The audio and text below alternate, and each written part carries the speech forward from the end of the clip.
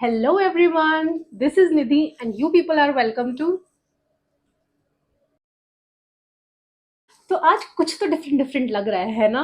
Yes, because I officially got my specs removed forever, and today we are going to discuss all about the surgery and complications, day of the surgery, all major events, cost involved, and everything which you have asked me. So grab your tea and coffee and let's begin with the video. So the first question was which surgery you underwent through and what was your number. So मेरा number actually थोड़ा higher side पे था and I had a pretty much thick lens and it was such a hassle, trust me. सुबह उठते ही चश्मा लगाना है and रात को सोते वक्त ही I used to put it down because मुझे like 2 feet या 1 feet apart I wasn't able to see anything clearly. So I had a thicker lens and my number something between 4 and 4.5 on both eyes, and I underwent PRK surgery done, which is known as photorefractokeratectomy, if I am correct. So मेरा surgery हुआ है PRK and बहुत सारे लोगों का होता है LASIK surgery भी होता है। इन दोनों में ही लेजर इन्वॉल्व होता है। So I will give you a brief explanation in layman language that LASIK surgery में क्या होता है। लेसिक सर्जरी में a flap is created around your cornea. Cornea क्या प्याज जितनी पतली परत होती है, तो फ्लैप बनता है, देन लेजर आता है आपकी आंख पे and laser is shooted and your cornea gets deformed and वो आपकी कॉर्निया को ऐसे एडजस्ट करते हैं सो दैट आपका एक बेटर और एक 6x6 विजन क्रिएट हो जाता है। एंड पीआरके में आपका क्या करते हैं, जो कॉर्निया के ऊपर का एपिथेलियम होता है उसको हल्का सा स्क्रैच करते हैं and then laser is put and then laser deforms the cornea and you are able to see finally. So दोनों में लेजर तो इन्वॉल्व होता ही है, बस लेसिक में क्या होता है एक फ्लैप क्रिएटेड होता है एंड पीआरके में फ्लैप क्रिएटेड नहीं होता है। सो जो कॉम्प्लिकेशंस होती हैं लेसिक की वो पीआरके में रिजॉल्व हो जाती हैं। आपको पीआरके में फ्लैप रिलेटेड कोई भी कॉम्प्लिकेशंस नहीं होती, क्योंकि फ्लैप का बहुत बार अगर आपका एक्सीडेंट हो जाता है या बहुत ही सीवियर आई इंजरी होती है तो at times flap can come out and that creates a lot of problem. So PRK में ये सब चीजें इन्वॉल्व नहीं होती, that's why PRK की जो रिकवरी है वो काफी लेट होती है एंड लेसिक में आपको फटाफट नेक्स्ट डे ही दिखने लग जाता है। So this is the basic difference between LASIK and PRK surgery. The next question is candidate decision कैसे लिया जाता है, like whether I am fit for PRK surgery और not. So decision is made by your surgeon. आप decision नहीं लेते, आप जाके बोल दो मुझे लेसिक कराना है या मुझे स्माइल कराना है प्रोसीजर। देर एक्चुअली बहुत सारे अलग प्रोसीजर्स भी होते हैं, स्माइल भी होता है, कंट्यूरा भी होता है, LASIK, PRK, these are all the techniques and even ICL भी होता है। एंड आप जाके नहीं बता सकते, this is your surgeon's call. आपका पूरा आई मैपिंग होता है and your cornea health is taken into consideration. उसके बाद ही आपका सर्जन डिसाइड करता है whether you are fit for surgery और नॉट, या फिर आप कौन सी सर्जरी के लिए फिट हो। मेरा कॉर्निया का थिकनेस काफी ही पतला था, so he advise me to go for PRK. And LASIK में क्योंकि फ्लैप इन्वॉल्व होता है, वो एक परत बना के निकालते हैं, तो मेरा कॉर्निया पतला ही इतना है तो वो परत भी नहीं बन पाएगी। So he underwent through the PRK surgery. Tell us your surgery day. So surgery day का मैं बताती हूँ, पूरा एक डिटेल डिस्क्रिप्शन देती हूँ। सबसे पहले आपको पीआरके का वर्कअप करवाना पड़ता है, जिसमें आपका आई मैपिंग होता है, आपका रेटिना स्कैन होता है, आपका सब कुछ क्लियर करा, इनडायरेक्ट ऑप्थेल्मोस्कोपी होता है, सब कुछ आपका पहले करवाया जाता है। एंड ये वर्कअप के बाद आपका सर्जन डिसीजन लेता है कि आपके ऊपर कौन सा प्रोसीजर किया जाएगा। ये सब वर्कअप कराने के बाद 3 हफ्ते पहले मैं गई थी सर्जरी कराने अपनी। I was called on a Monday and मैं ऊटी गई and my eyes were prepared and Betadine solution लगाया था and then I was told to wait and then surgeon came and he explain me the procedure that you have to continuously look in the red eye. So वहां पे जब आपका laser आपकी आंख के ऊपर आता है तो एक डॉट आता है, वो रेड कलर का होता है, तो आपको कॉन्टिन्यूसली उसमें देखना है। This was the only instruction जो मुझे दी गई थी। एंड फिर मुझे वो मशीन के नीचे लेटाया गया एंड लेजर पहले मेरी आइज को अच्छे से वॉश किया गया और उसके बाद यहाँ पे दोनों जगह पे कवर अप लगाए गए and then laser came and वो वहां पे मुझे ऊपर आया। तो जब लेजर आपकी कॉर्निया को हिट करता है एक बर्निंग स्मेल आती है and I got freaked out so much because it wasn't expected कि वो एक इतनी स्ट्रॉन्ग स्मेल आएगी and I got freaked out honestly. And वो जब आप पे सो बट स्टिल मैं भगवान का नाम लेके I was like okay keep your calm, keep your calm, keep your calm, and I was continuously focusing on that light, क्योंकि you can not mess with that. So वो बस उस पे ही फोकस करना है आपको, and it will take around 20 seconds और 25 seconds for one eye to get completed. और फिर सेम प्रोसीजर दूसरी आंख पे भी करना था, और वही वाली स्मेल मुझे दूसरी आंख पे भी आई, so I freaked out but a little less. So on almost 5 minute में I was done with the procedure, and that उसके बाद आपकी आई का वॉशिंग होता है, एंड यू आर देन हिल से you are good to go. और फिर आपको एक क्लियर स्पेक्स पहना दिए जाते हैं, एंड उसके बाद आपको ओटी से बाहर भेज दिया जाता है। आपको वो दी जाती है मेडिसिन, जिसमें एक मेडिसिन थी मॉक्सीफ्लॉक्स और डेक्सामेथाजोन। मॉक्सीफ्लॉक्स एंटीबायोटिक है, डेक्सामेथाजोन ताकि कोई जो भी इन्फ्लेमेशन होगी आपको आफ्टर योर सर्जरी वो ठीक हो जाए, एंड ये आपको दिन में हर 2 घंटे बाद डालनी होती है। And one was Systane Ultra which is a lubricant. So ये हर 2 घंटे में दोनों ही आई ड्रॉप्स डालनी थी। और पहले एक हफ्ते के लिए मुझे किटोरोलैक भी मिली थी डालने को, which was a pain killer. So उसके बाद सर्जरी के बाद मेरे को मेरे सर्जन ने बोला, so you come into my office and will do one workup. तो आपका एक वर्कअप भी होता है उसके बाद, वो ऑब्जर्व करते हैं कि आपका सर्जरी ठीक हुआ है या नहीं। उसके बाद देन जब वर्कअप हो रहा था, so he explain me that your cornea is very thin and today you will suffer from pain and discomfort, और आपका टीयरी आइड भी होगा। सो उसके वो सुनने के बाद भी मैं घबरा गई काफी, क्योंकि वो पेन ऑलरेडी स्टार्ट हो चुका था एंड वो टीयरी आइड चालू हो चुका था मेरा।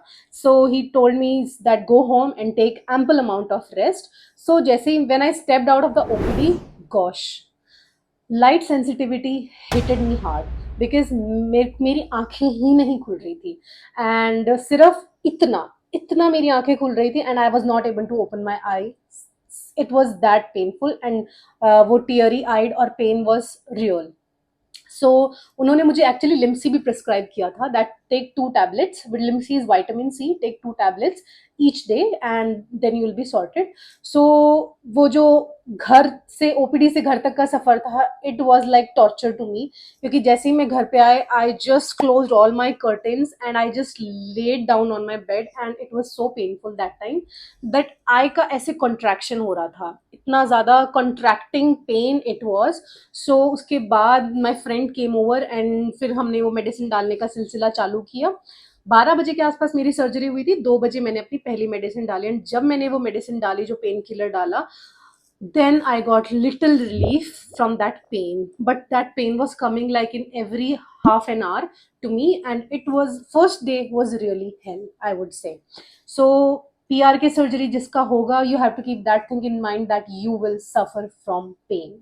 Yes, you will suffer. बहुत सारे रिव्यूज भी देखे इंटरनेट पे जिनको पेन और लाइट सेंसिटिविटी नहीं हुआ। So I think it almost depends on your cornea health कि आपको पेन होगा या नहीं होगा। So mine was a little on the weaker side, so I suffer from pain, and मुझे कॉम्बी फ्लैम भी लेना पड़ा even for the pain. So this was my day one. Next question is that risk and complications of the surgery. So risk और complications जितना मैंने search किया था, आपका कॉर्निया है वो जो पीआर के सर्जरी में इतना ज्यादा डैमेज नहीं होता है। सो ज्यादा कॉम्प्लिकेशन इन द सर्जरी तो हो सकता है हल्का सा आपका ब्लीड कर जाएगा दैट पार्ट। और वैसे तो देखो लेसिक सर्जरी की बहुत ज्यादा कॉम्प्लिकेशंस नहीं होती हैं, ज्यादा ये होते हैं कि आपका अंडर करेक्शन हो सकता है कि आपका चश्मा पूरी तरह ना हटे और आपको एक पॉलिशिंग के लिए दोबारा जाना पड़ेगा।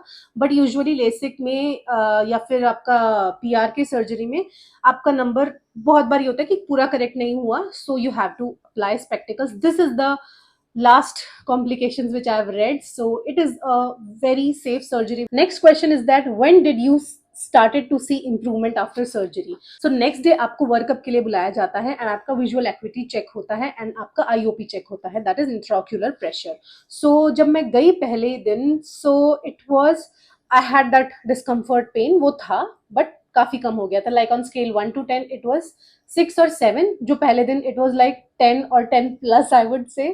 एंड नेक्स्ट डे जब मैं गई, सो माई विजन जो right 6/9 and this was 6/6। So I could C 6/6 without a speck. ये मेरे लिए इतनी बड़ी अचीवमेंट थी, क्योंकि मेरा 6/6 विजन था विद स्पेक्टिकल्स।